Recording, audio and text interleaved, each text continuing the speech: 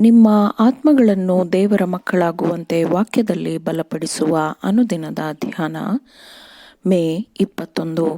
Ellen G white ರವರ sons and daughters of god ಎಂಬ ಪುಸ್ತಕದ 142ನೆಯ ಪುಟ.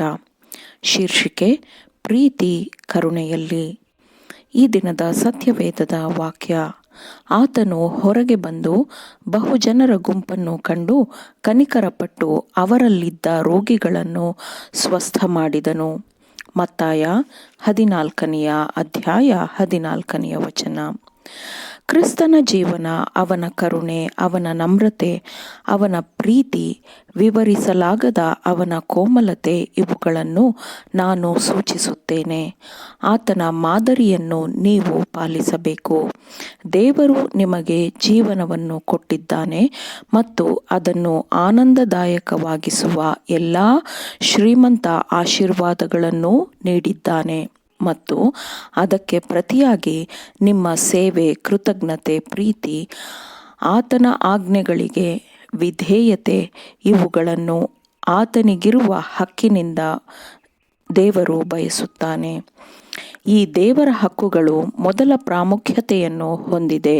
ಅದನ್ನು ಲಘುವಾಗಿ ನಿರ್ಲಕ್ಷಿಸಲಾಗುವುದಿಲ್ಲ ಮತ್ತು ಈ ಜೀವನದಲ್ಲಿ ನಿಮಗೆ ಸಂತೋಷ ಕೊಡದಂತಹ ಯಾವುದನ್ನು ದೇವರು ನಿಮ್ಮಿಂದ ಬಯಸುವುದಿಲ್ಲ.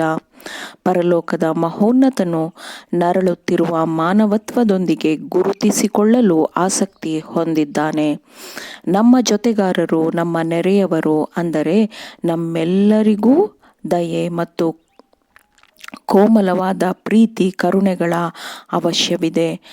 ಕ್ರಿಸ್ತನು ನಮಗೆ ನೀಡಿರುವ ಪ್ರೀತಿ, ಕರುಣೆ, ಕನಿಕರ ಇವುಗಳ ಪಾಠವನ್ನು ನಾವು ಅಭ್ಯಾಸ ಮಾಡದ ಹೊರತು ನಮ್ಮ ನಾಯಕನಾಗಿರುವ ಕ್ರಿಸ್ತನಲ್ಲಿ ಬೆಳೆಯಲು ಸಾಧ್ಯವಾಗುವುದಿಲ್ಲ.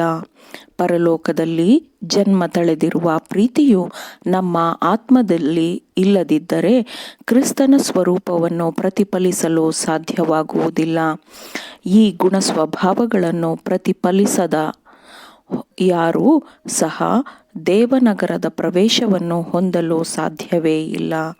ನಮ್ಮ ರಕ್ಷಕನ ಕಡೆಯಿಂದ ಯಾವುದಾದರೂ ಒಂದು ಪವಿತ್ರವಲ್ಲದ ಕ್ರಿಯೆಯು ನಡೆದಿದ್ದರೆ ಅದು ಮಾದರಿಯನ್ನು ಹಾಳು ಮಾಡುತ್ತಿತ್ತು ಮತ್ತು ಅದು ನಮಗೆ ಪರಿಪೂರ್ಣ ಮಾದರಿಯಾಗಿರಲು ಸಾಧ್ಯವಾಗುತ್ತಿರಲಿಲ್ಲ.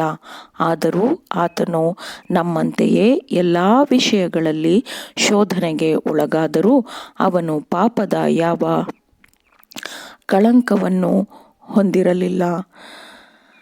ನಾನು ಲೋಕದಲ್ಲಿ ಪ್ರೀತಿ, ನೀತಿ, ನ್ಯಾಯಗಳನ್ನು ತೋರ್ಪಡಿಸುವ ಯೆಹೋವನಾಗಿರುವೆನು ಎಂದು ಗ್ರಹಿಸಿಕೊಂಡಿದ್ದೇನೆ ಎಂಬುದಕ್ಕೆ ಹೆಚ್ಚಳಪಡಲಿ. ಪ್ರೀತಿ, ನೀತಿ, ನ್ಯಾಯಗಳೇ ನನಗೆ ಆನಂದವೆಂದು ಯೆಹೋವನು ತನ್ನ ಗುಣಸ್ವಭಾವವನ್ನು ಪ್ರವಾದಿಯ ಬಾಯಿಯಿಂದ ಹೇಳಿಸುತ್ತಾನೆ.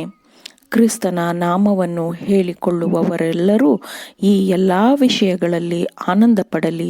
ಮಾತಿನ ಮೂಲಕ, ನಡತೆಯ ಮೂಲಕ ನಾವು ಈ ಪರಿಪೂರ್ಣವಾದ ಮಾದರಿಯನ್ನು ಪಾಲಿಸುತ್ತಿದ್ದೇವೆ ಎಂದು ಲೋಕಕ್ಕೆ ಪ್ರಕಟಪಡಿಸುತ್ತಾ ಆನಂದಿಸಲಿ.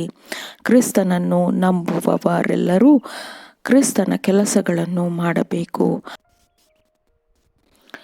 ಲೋಕದಲ್ಲಿ ಪ್ರೀತಿ, ನೀತಿ, ನ್ಯಾಯಗಳನ್ನು ತೋರಿಸುವ ದೇವರಾಗಿದ್ದೇನೆ ಎಂದು ದೇವರು ತನ್ನನ್ನು ಪ್ರಕಟಪಡಿಸಿಕೊಂಡಿದ್ದಾನೆ ಮತ್ತು ಪ್ರೀತಿ, ನೀತಿ, ನ್ಯಾಯ ಇವುಗಳೇ ನಿಜವಾದ ಕ್ರೈಸ್ತನಾಗಿರುವವನಿಂದ ಉಂಟಾಗುವ ಫಲಗಳು. ಆಮೇನ್. ದೇವರ ವಾಕ್ಯಗಳನ್ನು ಶ್ರದ್ಧೆಯಿಂದ ಆಲಿಸುವವರು, ಪಾಲಿಸುವವರು ಆಗಬೇಕೆಂದು ನಿಮ್ಮನ್ನು ಉತ್ತೇಜಿಸುತ್ತೇನೆ. ಪರಿಶುದ್ಧಾತ್ಮನ ಸಹಾಯದಿಂದ ಆಲಿಸಿದ ನಿಮ್ಮೆಲ್ಲರಿಗೂ ಧನ್ಯವಾದಗಳು. ಮತ್ತೆ ದೈನಂದಿನ ಧ್ಯಾನಕ್ಕಾಗಿ ನಾಳೆ ಸಂಧಿಸೋಣ.